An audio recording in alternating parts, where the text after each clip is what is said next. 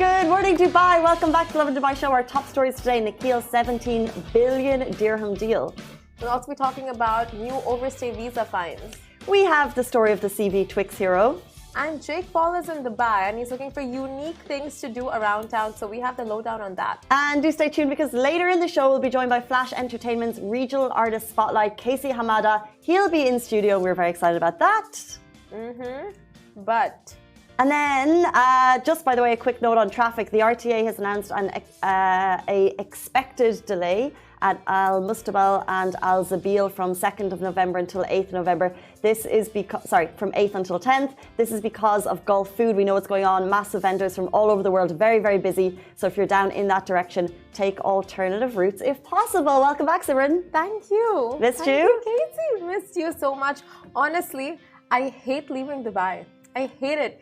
Every time you leave, there's always something to feel FOMO over. And this weekend was a Dubai ride.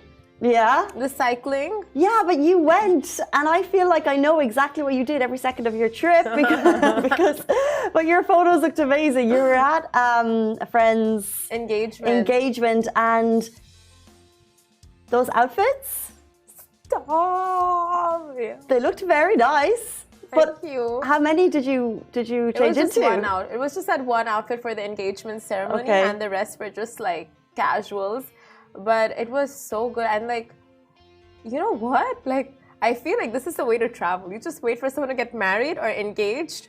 Would you? But engagement. Would you fly home for every engagement? No, you wouldn't. Or just really good friends. Really good friends. Like engagements are not typically the ones you fly off. It's for the weddings, right? I'm just thinking about the costs here involved. Like if I was to fly home for every good friend's engagement, it would be a pricey little getaway, exactly. Yeah. I mean, and then there's the outfit. Then there's the hair. Is there engagement gifts? There are engagement gifts. I mean, but not as lavish as like the wedding gift. Like the wedding gift, you really splurge on your friends and you get them something really special. Yeah.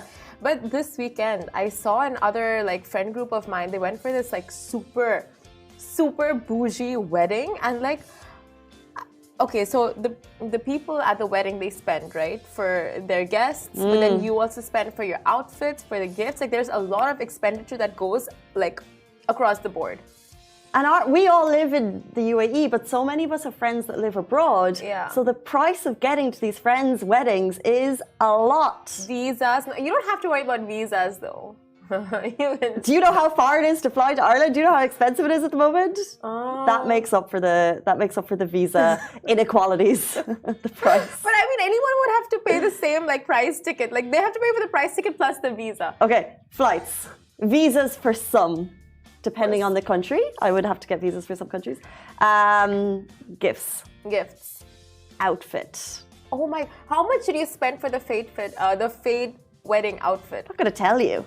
Okay, just like a ballpark. It was nice, actually. I feel like it looked more expensive than it was. It looks so expensive, but yeah, you splurge a lot on the outfit. So, if you're getting married and you're a friend of ours, we can't afford it. Stop inviting us. We don't want to go. No. I want to go to the actual wedding because I feel like I missed so many during COVID. I want to go to the actual wedding. But the hen parties. So I would get invited to a lot of hen parties and not so many engagement parties, but you'd be invited to the hen of the close friends, and that's the bridal party. The girls get together, they have a wild time. Like a bachelorette. Exactly. Okay. And that would be something that if it's your close friend, you kind of expected to be there. But it's a lot. It's a lot of like mendy. That's true. But I'll still go because that saves you the hassle of planning a trip with your friends because it's just planned for you. You know, like for example, this one, like I went on a trip before this with my friends. It was like, it tanked. It was horrible. I hated the trip so much. But this one, everything was just planned. You just go and like, it's like a big meet up. It's like you chill with your friends, the bride, the groom, and it's like everything's planned for you. So I would do this engagement and wedding getaways than like, you know, me planning a friend's getaway. Simran is glass half full, I'm glass half empty. But I have to say there's nothing like getting with all of your friends for the wedding parties. They're the best fun and you cannot repeat those moments. Exactly, so true. Let's jump into our top story. Speaking of a lot of money, Nakheel secures a 17 billion dirham loan for new projects. So Nakheel has reportedly secured a 17 billion dirham deal to develop new waterfront projects, including Dubai Islands. Nakheel, of course, is the group behind Dubai's famous Palm Jumeirah, and the move is in no doubt response to the massive interest in luxury properties in Dubai right now. Mashreq Bank, Dubai Islamic Bank, and Emirates NBD are part of the financing, and the project will include a refinancing of 11 billion dirhams and an additional funds of 6 billion according to reports. The move is beyond exciting and proves the long-term prospects of the country and also the sturdy expectations of the Dubai property market. There's constant discussions over whether the market right now is a bubble. Should you invest? Should you not invest? But this shows a massive commitment and a massive investment and a massive stamp on betting on Dubai as for the future. This isn't a bubble. And just, we constantly see record upon record upon record. Yesterday we spoke about just a new development project of 177 million mansions, and it's really in the high price property value because a lot of the Nakheel stuff is going to be coastal. Yeah. So that shows you that it's probably going to be on the luxury scale, the luxury end of developments. I saw this show yesterday, and you were talking about like a sunken living room that you want for yourself. I'm like, let me Google what a sunken living room is because I know what a normal living room is. But yeah, you don't spend enough time on Pinterest. You're on TikTok, I'm on Pinterest. Oh, that's why. Yeah. So yesterday Jitin and I were having a conversation of like if you were to compare the UAE to the US, like which countries would compare, which states would compare to the Emirates? Interesting. So Dubai. Miami. No. Dubai, Miami? Is there a right answer? New York. But that's the beauty of Dubai because it's a mix, because it's your high-rise city on the coast. And personally, I think having like a Barcelona. Oh. You want to be in the city, but you want to be on the coast. And we have countryside. Okay. I know we're biased, but the city in terms of where it's located and we have Hatta as well. The facilities and just like the surroundings is just beautiful. It doesn't all have to be expensive. Okay, so you think Dubai is in Miami? Okay, Abu Dhabi. I don't know the states that well. Can I choose Irish counties? No. Abu Dhabi would be like Cork. Cork in Ireland? Yeah, Cork's in Ireland. Washington, D.C.? Well, it's a capital, so that would be the obvious one, right? Okay, let's do RAC. RAC is looking to be the potential... Florida. Wouldn't that be Sharjah? No, Ras Al Khaimah is very... it's all about vacationers, and if I was to retire in the UAE, I'm going to Sharjah. So I start my life in my 20s, Dubai, then 40, 50, have kids, Abu Dhabi, retire, Ras Al Khaimah for sure. The beach is there, unbeatable. Why not, actually? And they have good schools. They have the Marjan Island now. I think it's going to turn out to be Vegas, like a Vegas. Well, now you've just ruined my retirement dreams. Unless... Why would you want to be retired in Vegas? Like, they have these amazing, avant-garde, like... The only reason I wouldn't want to retire in Vegas is because I couldn't afford it. Oh, right. The money. Money. But I'm sure they're going to have some kind of scheme by then, for like... What were you thinking for Ras Al Khaimah, Sharjah? For Sharjah, the equivalents to the US states? I was thinking Florida. Texas for Sharjah. No? Thoughts? I don't know. This is such a random conversation. Texas for Sharjah. Is Texas like Sharjah? Is it like a cowboy state? Is it because of the country music? I mean, like, it's more for the hillbilly. It's got a distinct personality. Sharjah. Sharjah is Texas. Sharjah people. And the people of Texas. Let's move on to our next story. Actually, we're getting some comments in about the next story about people asking about overstay visa fines. So here we have the details. Exactly. So new visa overstay fines announced in the UAE. Now, the Federal Authority of Identity, Citizenship, Customs and Port Security standardizes visa overstay fines at 50 dirhams per day. So the value of visa overstay fine has been raised from 25 dirhams to 50 dirhams per day for resident visas. Now, according to a spokesperson from the Federal Authority of Identity and Citizenship, Customs and Port Security, this was reported via the National. So the tourist and visitor visa, the overstay fine has been reduced from 100 dirhams to 50 dirhams per day. So I'll just clarify once again, for residents, it's 50 dirhams. And now for tourists, it's also 50 dirhams per day, reduced from 100 dirhams. Which is very interesting because obviously we know with the new visas, which were introduced on October 3rd, that has been extended. So being a tourist and on a tourist and visitor visa in Dubai has essentially gotten noticeably cheaper. So as I said, on October 3rd, the Federal Authority in Identity, Citizenship, Customs and Port Security, they introduced the new rules and visas, which we've discussed about already, including the new visa scheme for the UAE, coinciding with the official launch of the system as per WAM. The new system of entering residence aims at attracting and retaining global talents and skilled workers from all over the world. For example, if you're looking for a job, which you're going to talk about in the next story, you can come stay for a little bit longer. So there's more flexibility in your time here. It also boosts competitiveness of the job market, which is good and bad depending if you're looking, and fostering a high sense of stability among UAE residents and families. So it gives us that more time for, we actually discussed yesterday, families coming to stay and how much we love it. To a point, it's what's the little that moment when it's too much. But now they can stay for 60 days as opposed to 30 days. Oh wow! Which is it is amazing. It is amazing. You can complain, but actually, if someone your family wants to come and spend that time with you, you're lucky. Yeah, true. It's like we look at, you don't look at the whole picture. You just look at that one part of like guests, right? But then you don't look at the whole picture of like family, like you said, wanting to stay with you, spend time with you, and that quality time that you get with them. It's my family. Oh, Casey. Hi, visit me. Where are you? Oh, your mom's here, right? Yeah. No, my mom is here. I love it. We hung out last night. She's the best. She is the best. And she's so interactive on social media. Of course, she's our biggest fan. We text her. I text her all the time. Please don't. What do you say? Hi, what's up? Okay, fine. Speaking of job security, a man is going viral for handing out his CV with Twix bars in Dubai Marina. Can we get this man a job? Nawar is ambitious, he's determined, and he's clearly creative. And in our most wholesome story of the day, Nawar was spotted handing out his CV in Dubai Marina. It was accompanied by a Twix bar and a note that kindly asks people if they can help him get a job. Is it Twixes or is it Twixi? It's just Twix. Like, what's the plural of Twix? Twixes or Twixi? I went with Twixes. Will not be Twixi? Get out, Grammarly, immediately. How embarrassing. No, I mean, it just sounds right. You know, like for hippopotamus, you say hippopotami.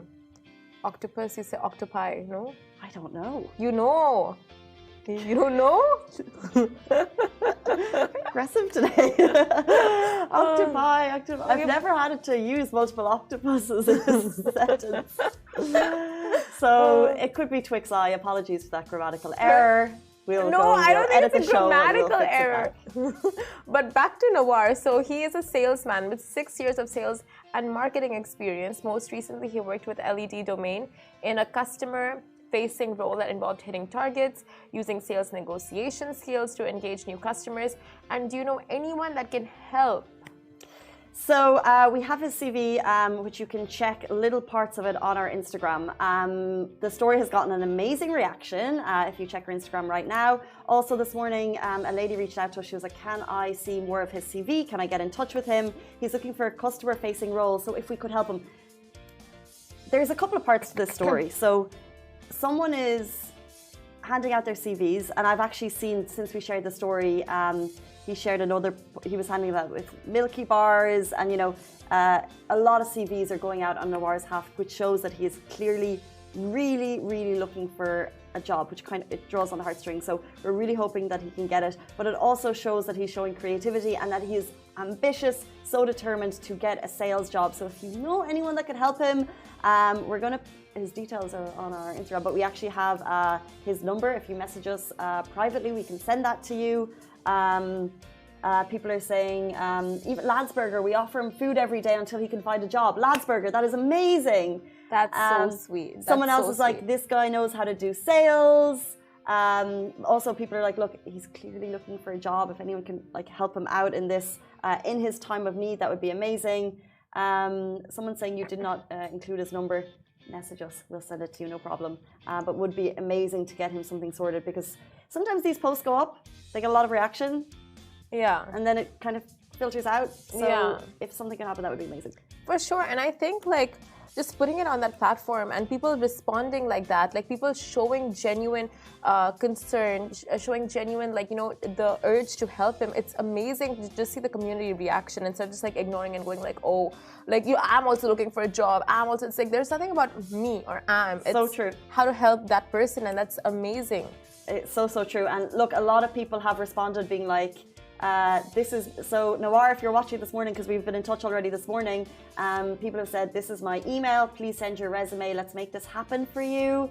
And I think people sometimes respond on these posts. By the way, if you know when you up a comment on Facebook or Reddit, it's because you're keeping that post, you're giving it the engagement so more people can see it, and the more people that see this post means that he will have more of a chance for his CV to get seen, and he'll have less handing out CVs in Dubai Marina, in traffic, more time in the office, sprucing up his CV, yes, going to interviews, and hopefully securing a job that he'll be able to smash when the day comes. Exactly. I mean, but in the job front right now, it's so scary because you keep what you see in the news, like the most frequent now is Elon Musk and what he's doing with Twitter, and that he's on like this firing spree. Rampage, I would say. And it's ridiculous. It's like it really sets that tone, I think, you know, for like that sense of job security. And then you start thinking of your own job and like how much job security do you have there. So it's just like, it's just a very negative, like, I don't know, space right now with just seeing what Elon Musk is up to. You're so right. And it's not just Elon Musk. I think a couple of Silicon Valley, the big tech companies are in trouble. So there's a couple of layoffs happening in the Meta company. However, it's so contradictory to some of the stories that we see here because Dubai is doing well. Exactly. We're doing well. We're seeing massive influx of investments in properties. There's a lot of interest in Dubai, but that means, and also obviously with visas opening up, it's an amazing place to be able to come and try your luck because people see this as, talking about comparing it to New York, I feel like this is the new New York. Like this is where opportunities are made and this is where you can be an entrepreneur and, you know, make dreams come true. Sometimes we look at entrepreneurs in the city and you know, they've come from nothing. So many times on the show we have people who are like, I started washing pots and pans, you know, and they grow up and up and up. This is the city that you can do that. However, because there's so many people who see that dream now, there is massive competition. It's not easy to get a job here. People who are like, oh, I want to come and try my hand in Dubai, it's not going to be easy for you. It's going to be hard. It's a hard graft and you have to really push, but you can make it happen in the city. 100%. Like that, if you put in the hard work, if you put in the determination, the time, anything is achievable. And that too, like what you said, this being the new New York, like it could not get more like, it could not get better than that because everything's done, you know, done and dusted in America. But over here, you're smoke. You're over. But over here, like there is opportunity, like Casey said. But that was so well said. Well, let's get Nawar a job. We love the response on the post. So keep your positivity coming through. It's great to get that wholesome news story of the day because we don't always have them. Exactly. Now let's talk about Jake Paul. So while someone's looking for jobs, other people are looking for things to do in the city. So American YouTuber and turned professional boxer Jake Paul is currently in Dubai ahead of his Global Titans showdown and is soaking in all the Dubai he can get. And Paul even took to Twitter to ask his followers for unique suggestions, tweeting first time in Dubai, top 5 places to go that are not obvious. Interesting. I love the not obvious. These are the suggestions that came through online. We want your thoughts and we want your additions. So some of the suggestions included Zheng Hei's, which is a fancy Chinese in downtown, Blah Blah, the indoor rainforest, that's Green Planet in City Walk, Palm West Beach, love Palm West Beach. Yeah. Love it so much. Sunset there's so many restaurants to choose from, not too pricey, it's nice. Dinosaur Park, One Oak, if you're going clubbing, Logan Paul, I was going to say Jake Paul. I'm getting confused between the brothers. Jake Paul, One Oak if you're going clubbing, Blue, Soul Street. Are these people all connected in the same restaurant? I wonder if they're just places they like. Just promoting themselves. Just promoting. Come to my restaurant, obviously, because he's got like millions of followers. Where are the unique things to do in the city? So some other suggestions include yacht parties, jet skiing, horse riding in Dubai desert safaris, global village, Aura sky pool, Dubai Creek, and last but not least, of course, the best of the lot, Burger King. Duh. Yeah. How can you not stop by a petrol Why go to gas Salt? station? Why go to Pickle? Why go to High Joint when you have Burger King? High Joint. It's been a while since we've spoken about High Joint. Let's not divert off topic because I could talk about High Joint all morning. You're We don't have time. You're right. But now I'm thinking about it. Are you drooling? Yeah. The shroom burger. Millionaire's High. Oh, sounds good. That's our long obvious suggestion. Go directly to High Joint. Do not pass go and invite us. So, but apart from all the Dubai sightseeing, Paul will be sitting ringside during the showdown on November 13th. As he has said, Dubai, it's about to be a party. I'm ready to step in if Tommy Fury pulls out. So a lot of heat surrounding this global titan showdown that's going to be happening soon, very soon, in like a couple of days. Of course, Mayweather is going head-to-head with Deji. We have Tommy Fury, as you mentioned, who is season 4 Love Island winner. He's in town. Jack Fincham is in town. He was another Love Island contestant, but they're ready to fight. And we saw some of the videos. We're going to share them very shortly from the underscore, the pre-chat basically, and it's all. Sometimes you see them and it's all very above board. This one, because obviously you're trying to psych out your opponent, so people get heated. So we saw a little bit of a scuffle yesterday, which was really, really cool. But just back to your suggestion. So Seven Ahmed, thank you on Instagram. We see your comment. He said the old Dubai, hands down, old Dubai. Take the Abra, go to Arabian Tea House. Yeah. Oh my god. Have a little haggle, get called Shakira. You got called Shakira? Everyone gets called Shakira. I love Bar Dubai. Yeah, it's the best. Oh my god. Did you actually get called Shakira? Or did you just hear of people getting called Shakira? Well, someone in the vicinity of me was called Shakira. They could have been talking to my mom or my friends. I've been there so many times. That's so funny. Oh my god. I feel because like they're getting your attention. And there's so many, there's cool lights, there's spices, and then they'll pull you into their stores, and then you try all the spices, and they put smoke in your face, and it's such a great experience. Such an experience. Oh yeah, the Abra ride. You must.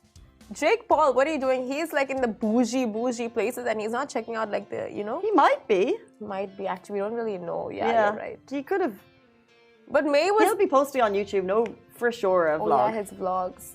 But May was down last night, checking out Floyd. Checking out Floyd. Speaking of checking out some cool people, guys, stay tuned. We're going to have Flash Entertainment's Regional Artist Spotlight, Casey Hamada, in studio very shortly.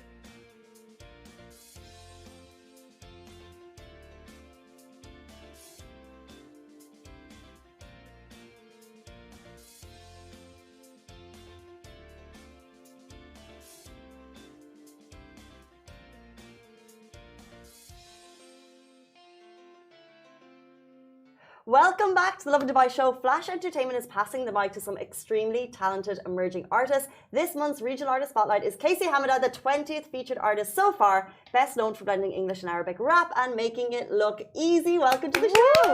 Thank you for having me. Thank you for coming. Welcome. So Casey Hamada, Casey is your real name? No. No, it depends on who's asking. But my real name is Ahmed Hakimzadeh. Casey is just a name that I'd used as a pseudonym while playing online video games, and it just stuck. I was 11, and I don't think any 11-year-old should decide a person's future, but here we are.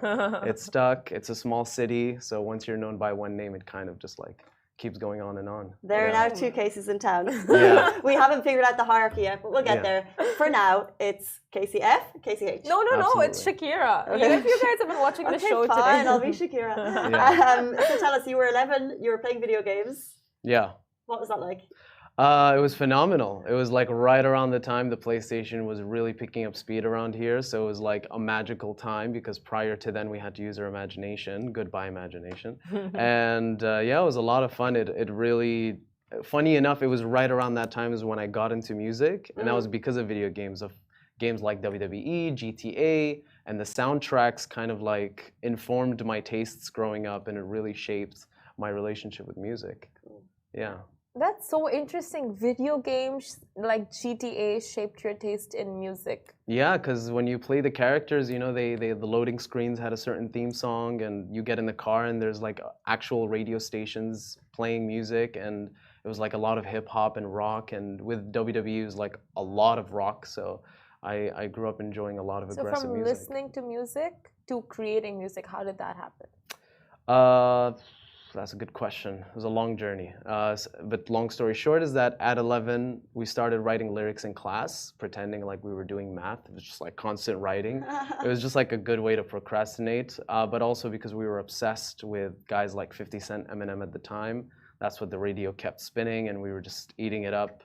And we were just constantly writing lyrics, and you know, some people stuck with it, but for me it was just like a constant obsession. And at the time, English was my second language. I had recently joined an English school, but for some reason it was just like a lot of fun to do it in English and practice that. And then somewhere around 17, 18, I had discovered the advent of apps on iPads that like allow you to play music and make music, and so started teaching myself by hook or by crook. And then along the line, I got a laptop and just started fiddling with software until I got the hang of it. How would you describe your style of music to people who haven't heard it? It's high energy, it's loud, it's brash, and it's loud and brash. Interesting. Yeah, it's not typical hip hop that people are usually used to. There's no autotune. There's no computerized instruments. Even though it's all made in a computer, everything is kind of impulsively created and freestyled. And I think if you are familiar with like punk or rock music, you'd be more familiar with the kind of sound, because that's what I grew up on. But I also love hip hop, and I'm always trying to mash the two. That's so our jam. Yeah. Like, heavy metal, Yeah. pop goes punk. Yeah. Do you know pop goes punk? Like No, they I'm not take all familiar. these mainstream songs, like a Boyfriend by Justin Bieber, and they make it like heavy metal. Oh, that's phenomenal. I need to check that out. It's like our jam. That could be my next album. Yeah. I don't know if I have a jam. I'll do some Dua Lipa covers. Oh, you're saying can you sing one now? What? Like make it heavy metal? No, I didn't warm up my throat. Okay, so on your Instagram, you have like really cool colored hair. What's underneath that cap? It's the next color, under construction. It's under construction. Under construction. So it's bleached right now. Perhaps, maybe. Orange. It could be anything. We'll get a teaser. You know what you need to do? What we need to do is we need to clickbait the audience for future. So at the end of the show, we're going to show the hair. So stay tuned. Yeah, that's their promise, not mine. But before we get there, so you have a unique sound. And what is it like trying to break into the music scene in Dubai when it's an emerging music scene, I would say? It's still in its infancy. There's a lot of people trying to make it. So if you have a unique sound, does that make it harder? I don't know why I hesitated. Yes, it is. It definitely is, because the audience here, thanks to the internet, I get in touch with a lot of people and a lot of tastes. And that's kind of what, again, shaped my sound. But at the same time, it's a double-edged sword when you're connected. It's kind of like, like 90% of my listeners are outside of the UAE, so I get these analytics from Spotify and Apple Music, and but That's at so this, interesting. yeah, and at the same time, people in here are kind of used to a specific expectation of what a rapper or a musician is supposed to sound like. And the thing is, I was born stubborn. I owe it to my parents. And so I'm not willing to kind of like cut corners of ideas that I want to express to the world. And so sometimes it may come off a little unconventional. I love experimenting. I love experimental music. But people are opening up to it. They're seeing the vision, and there's been a great drive and boost of like unique artists coming in and blooming from homegrown talents. So for sure, it is definitely harder, but maybe my perspective is warped just because of the fact that I'm just getting started. Yeah. So you use words like unconventional, experimental. Now, artists like, for example, Danny Aridi, they draw their inspiration through like emojis. You know, you can just make a song on emojis, like randomly. So for you, where do you draw your inspiration? It's primarily from stories that I encounter from people. For example, like a friend of mine and I will be talking about a certain topic, and just emotions steam up, positive emotions. And maybe we're talking about something like food reviews, because he's like a huge foodie, but he works as an engineer. And he just went on like a tirade. He's like, the only reason God wants me to be an engineer is because no one's ready for me to be a foodie reviewer. Like no one's ready for my food reviews. We're not ready for it, man. I've got the freshest outfits. I can speak 4 languages. If I did 4 reviews, no one's ready for it. It was just the most random circumstance. So I sampled his voice, chopped it up, made a beat out of it. And it was just like that energy he was giving me was very, there's this boastful spirit. And so I just made a boastful thing out of it. Other times I'm very in my feelings. It could be petty, it could be sorrow, it could be excitement. Woohoo, for example, was written out of when Drake did that like little Arabic stint. And so I was like, and then there was this article on Gulf News that said like 15 rappers you should listen to instead of Drake.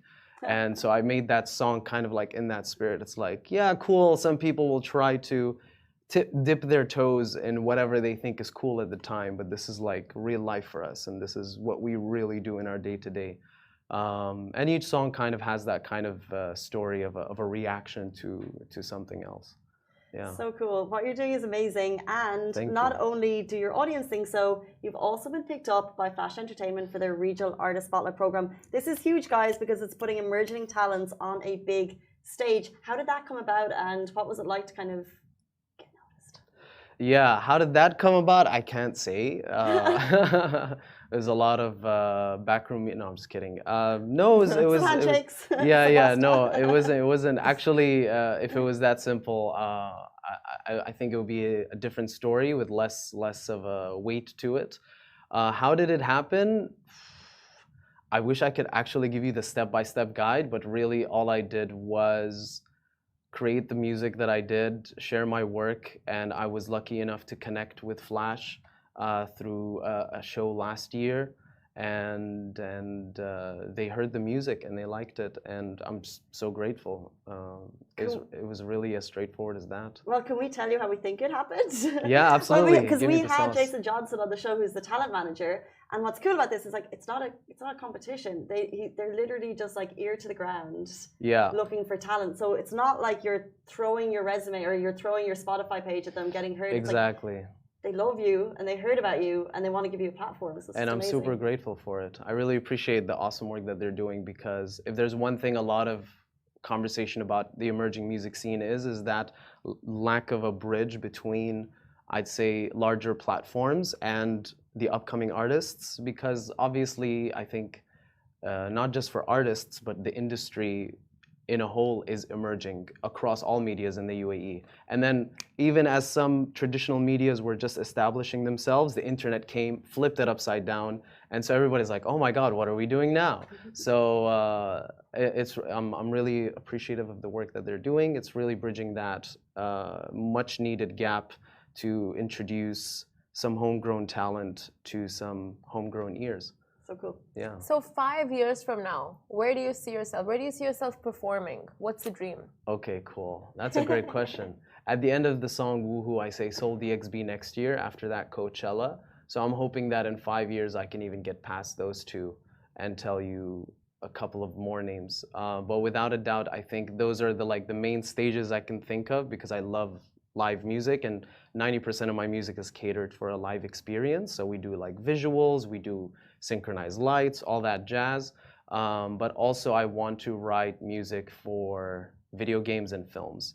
So that's the next ambition after that. Oh my gosh, it's going to be full circle, like where Gotta it all do started? I have to just put my musical seed in some kid's ear and let him carry the torch. That is so cool, guys. Well, the vision is there, the ambition is there. We wish you the best of luck. We cannot wait to follow your story as it continues. Thank you for having me. Thank you so much, guys. That was Splash Entertainment's Regional Art Respondent of the Month, Casey Hamada. Thank you so much for your time. And we are back with you tomorrow morning. Goodbye from me. Goodbye from me. Peace.